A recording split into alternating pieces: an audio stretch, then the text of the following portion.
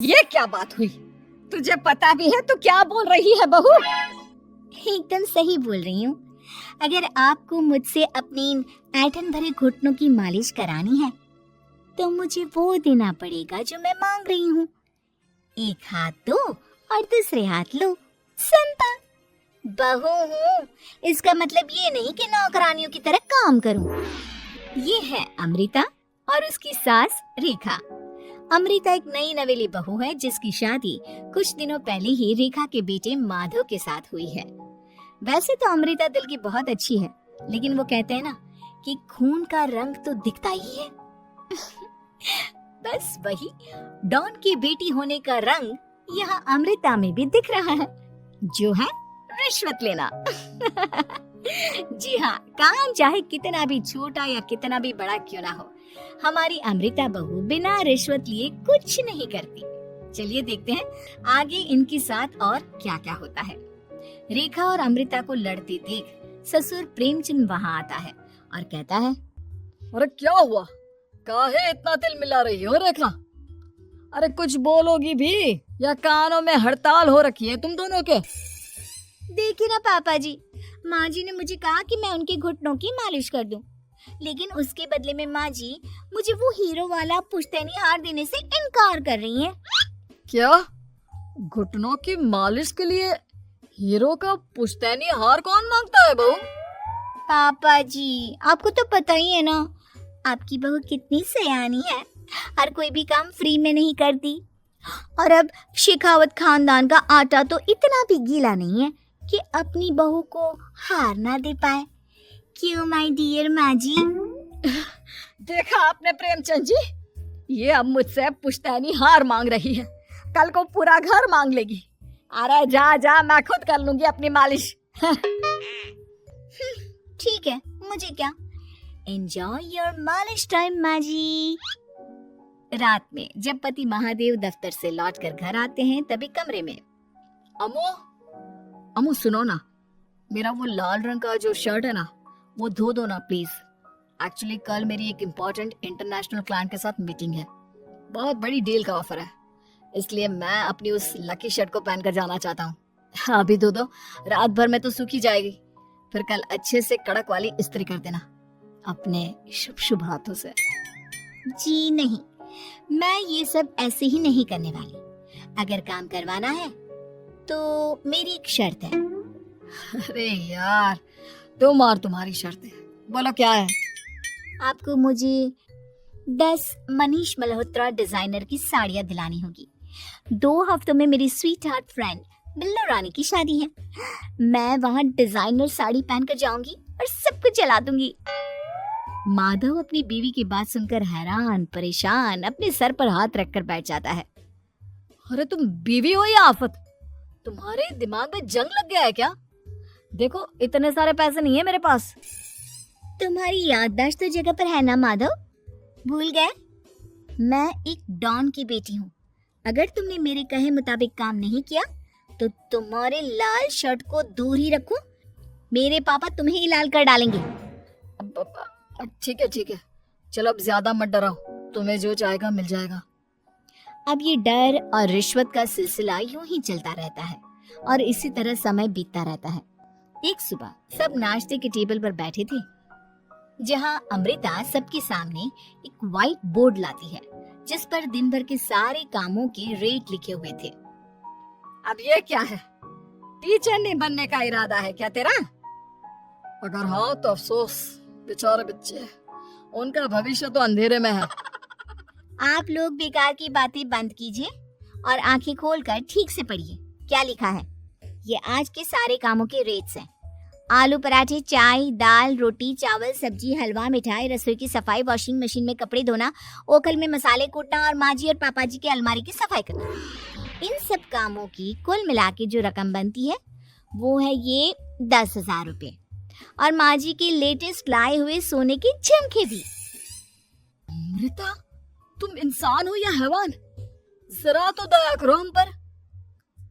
हे राम जी, उठा लो, अब ना देखा जाता ये सब। सच में पता नहीं कौन सा दिन था वो जब ये हमारे घर आई। महादेव, तेरे प्यार ने तो हमारा जीना दुश्वार कर दिया बेटा। दुनिया में बहुत रिश्वतखोर लोग देखे, लेकिन ऐसी रिश्वतखोर बहू पहली बार देख रहा हूँ जो अपने ही परिवार को लूटने में लगी है। बहू, तुझे पता है ना कि ऐसे रिश्वत मांगना गुनाह है। पापा जी, मैं कोई गुनाह नहीं कर रही हूँ। रिश्वत लेना बाहर की दुनिया में गुनाह है, मैं तो बस अपना हक मांगती हूँ। मेरी रिश्वत रिश्वत नहीं, मेरा शगुन है, नेक है। और वैसे भी मैं एक बहू हूँ, इसका मतलब ये नहीं कि मैं सब काम पूरी जिंदगी फ्री में करूँ, आपके चरणों को धोती बैठूं और 24 घंटे आपकी नॉन स्टॉप सेवा करती बैठूं। चलिए छोड़िए, नाश्ता और खाना चाहिए तो बोल दो जल्दी से, वरना मैं चली थिएटर। आज मेरे फेवरेट सलमान की पिक्चर रिलीज हुई है। इतना कहकर अमृता वहां से चली जाती है। इस बेवकूफ का जल्दी कुछ करना पड़ेगा। कुछ दिनों बाद घर में पूजा रखी थी और पूजा में 11 पंडितों का खाना बनाने के लिए कहा जाता है, वो भी नई बहू के हाथों से। देखो अमृता बहू, आज घर में पूजा है, 11 पंडितों को खाना खिलाना है। 56 भोग बना पाओगी? उन्होंने कहा है कि नई बहू के हाथों का खाना ही होना चाहिए, नहीं तो मैं रेखा को ही बोल देता हूँ। ओ कम ऑन पापा जी, खाना तो मैंने फ्री फंड में अपने घर में भी कभी ना बनाया, तो अब आपको क्या लगा कि पूजा का नाम लेकर आप मुझे अपनी झांसी में फंसा लोगे? अरे कल मुही, बस अब बस, पहले सुन भी ले क्या कह रहे हैं हम। तुम्हें जितने पैसे चाहिए, जितने तोहफे चाहिए, सब ले लेना, बस पूजा पाठ में कोई बाधा नहीं आनी चाहिए। ओहो, ये हुई ना समझदारी वाली बात। ठीक है, अब आप लोग निश्चिंत रहिए, मैं ऐसा खाना बनाऊंगी कि उन 11 पंडितों की 11 पुश्तें भी मेरे खाने के स्वाद को याद रखेंगी। अमृता पंडितों के लिए खाना पकाती है और पूजा संपन्न होने के बाद उन्हें केले के पत्तों पर खाना परोसती भी है, जिस पर खाने का पहला निवाला खाते ही वो क्या भोजन है। हम इतनी जगहों पर जाते हैं, लेकिन इतना अच्छा स्वाद तो काफी मुश्किल से चखने मिलता है।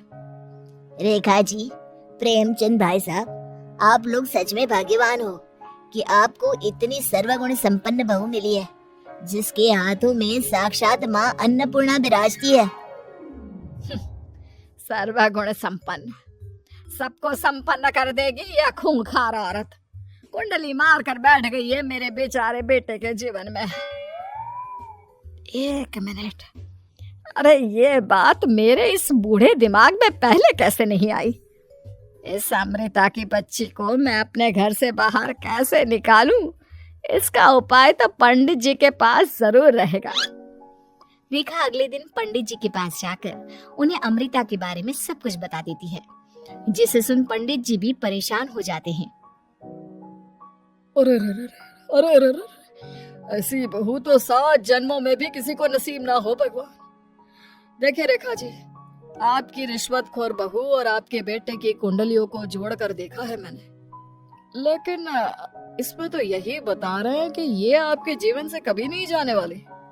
इसलिए उससे सुधारने के लिए जल्दी आप लोगों को ही कुछ करना होगा, नहीं तो एक दिन वो आप लोगों को कंगाल करके ही दम लेगी। नहीं नहीं, ऐसा हरगिज नहीं होगा। मैं कुछ करूंगी, हाथ पे हाथ धरे नहीं बैठूंगी मैं। वहीं घर पर अमृता को ये पता चल जाता है कि उसकी सास रेखा पंडित जी के पास उसकी और महादेव की कुंडलियां लेकर गई थी, और इस पर जब रेखा घर लौटती है तब, वाह माँ जी वाह, बहुत ही ज्यादा सयानी निकली आप तो। लेकिन मैं आपको एक बात बताना चाहती हूँ कि मेरी और महादेव की कुंडलियां जोड़कर पूजा पाठ और हवन करके भी कुछ नहीं मिलेगा, क्योंकि मैं ऐसी बला हूँ जो आप सबकी जिंदगियों से अब कभी नहीं टलने वाली, फिर चाहे आप कितने भी टोटके हवन या उपाय कर लें। तो खुद को समझती क्या है रे बदतमीज, तुझसे बात करना तो दूर, मुझे तो तेरी शक्ल देखना भी नहीं पसंद। अब सास बहू के बीच एक अनकहा सा युद्ध छिड़ जाता है। दिन बीतने लगते हैं, लेकिन एक दिन अचानक रेखा की तबीयत हद से ज्यादा खराब हो जाती है और उसे सांस लेने में भी काफी दिक्कत और परेशानी महसूस होती है। जब उसे डॉक्टर के पास ले जाया जाता है तब डॉक्टर चेकअप करके कहते हैं, देखिए, मैंने सारे टेस्ट करके देख लिए हैं और रिपोर्ट्स को क्रॉस चेक करके ये पता चला है कि रेखा जी को गंभीर दिल की बीमारी है। उनके फेफड़ों में भी काफी सूजन आ गई है। उनका जल्द से जल्द ऑपरेशन करना होगा, वरना आई एम सॉरी टू से उन्हें बचाना मुश्किल हो जाएगा। ये खबर सुनकर प्रेमचंद और माधव दोनों हक्का बक्का रह जाते हैं। लेकिन डॉक्टर साहब, कितने पैसे लगेंगे ऑपरेशन के लिए?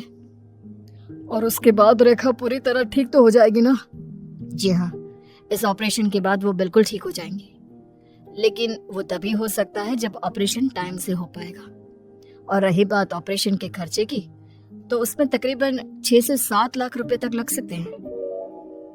जहां एक तरह सब रेखा की तबीयत और ऑपरेशन को लेकर परेशान होते हैं, वहीं घर पर रेखा को बिस्तर पर देखकर भी अमृता के अंदर जरा भी दया नहीं आती। ओ माँ जी, ये अपना फालतू का मेलोड्रामा बंद कीजिए ना आप। मुझे पता है आपको मुझे रिश्वत नहीं देनी है और घर के सारे काम मुझसे मुफ्त में करवाने हैं, इसीलिए आप ये सब कर रही हो ना। सीरियसली अमृता, ऐसे हालात में तुम ऐसी बातें कैसे कर सकती हो? हम यहाँ परेशान हैं कि ऑपरेशन कैसे कराएंगे, बैंक में इतने पैसे भी नहीं है, और तुम माँ को ताने सुना रही हो। अरे अमृता बहू, मैं भला ढोंग क्यों करूंगी? हम 6 से 7 लाख का बंदोबस्त कैसे करेंगे? करेंगे पापा, कैसे भी करेंगे। अमृता, अगर कभी भी जिंदगी में तुमने मुझसे सच्चा प्यार किया है, एक पल के लिए भी सही, तो तुम्हें आज इस परिवार, इस घर की नींव, मेरी माँ को बचाना होगा। हमने अपना सब कुछ तुम्हें दे दिया है, अब तुम्हारी बारी है अपने किए का हिसाब चुकाने की। मुझे पता है तुम्हारे अंदर भी दिल है। अमृता बिना कुछ कहे वहां से चली जाती है और अपने कमरे में जाकर वो अलमारी में से अपनी माँ की तस्वीर को निकालकर अपने सीने से लगाती है और भावुक हो जाती है। माँ, आपके जाने के बाद पापा ने ही मेरा ख्याल रखा, लेकिन उनकी वजह से ही मुझ में काफी बुरी आदतें भी आ गई। शायद मुझे इतना बुरा आपकी गैर मौजूदगी ने ही बनाया। मैंने कभी आपकी लोरी नहीं सुनी, आपकी गोद में नहीं सोई, आपके हाथों से अपने बालों की चंपी नहीं करवाई, क्योंकि वक्त से पहले ही आप मुझे यहाँ छोड़कर चली गई। लेकिन अब मैंने जितना भी इस घर से लिया है, उतना सूद समेत चुकाने की बारी आ गई है। अब मैं अपने रहते अपने प्यार को भी उसी दर्द से नहीं गुजरने दे सकती जो मैंने आपके नहीं होने से सहा है। अमृता तुरंत ही अपने सारे पैसे और गहने माधव को लौटा देती है और रेखा का ऑपरेशन किया जाता है। रेखा ठीक हो जाती है और जब घर आती है तब अमृता दरवाजे पर आरती की थाली लिए खड़ी होती है। वेलकम होम माँ जी, आई मिस्ड यू। पता है कितने दिनों से किसी के भी साथ लड़ाई नहीं की थी मैंने, और ना ही किसी से रिश्वत मिली मुझे। क्या? हमें तो लगा था कि तेरी अकल ठिकाने आ गई है, लेकिन तू तो अभी भी जैसी की तैसी ही है। माँ जी, पूरी बात तो सुनिए। हाँ, ये सच है कि मैं रिश्वत लिए बिना नहीं रह सकती। लेकिन अब ना मेरी रिश्वत बदल गई है। अब मुझे हर काम के बदले झप्पी, अपनापन, प्यार और अपनी इस माँ का दुलार चाहिए। ये सब तो हम तुझे भर भर के दे सकते हैं बेटा। पूरा घर एक साथ अमृता को जोर की झप्पी देता है और सब हंसते मुस्कुराते घर के अंदर चले जाते हैं।